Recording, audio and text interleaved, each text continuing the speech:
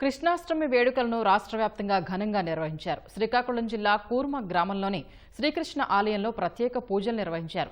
MLA మామిడి గోవిందరావు ఇందులో పాల్గొన్నారు. రాజమహేంద్రవరంలో గోదావరి గట్టున ఇస్కాన్ ఆలయం ఆధ్వర్యంలో పూజా కార్యక్రమాలు జరిగాయి.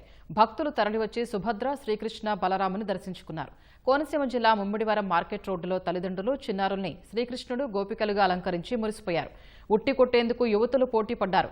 ఇంద్రకీలాద్రిపై ఉట్టి కొట్టే వేడుకలు ఘనంగా జరిగాయి. శ్రీకృష్ణ జననం గురించి ధార్మిక ఉపన్యాసం అనంతరం రాజగోపురం ముందు ఉట్టి పాత్ర వద్ద స్థానాచార్య ఆధ్వర్యంలో పూజా కార్యక్రమం నిర్వహించారు. ఆలయ కార్యనిర్వహణాధికారి సీనా నాయక్ ఇందులో పాల్గొన్నారు. పల్నాడు జిల్లా పిడుగురాళ్లలోని గంగమ్మ తల్లి దేవస్థానం వద్ద కృష్ణాష్టమి సంబరాలు నిర్వహించారు. ఉట్టి కొట్టిన వారికి 10,000 రూపాయల ప్రైజ్ మనీ ఇచ్చారు. అనంతపురం జిల్లా విడపనకల్లు మండలం గడేకలలో శ్రీకృష్ణ ఆలయానికి భక్తులు పోటెత్తారు. శ్రీకృష్ణుని ఊరేగింపులో మహిళలు పెద్ద సంఖ్యలో పాల్గొన్నారు.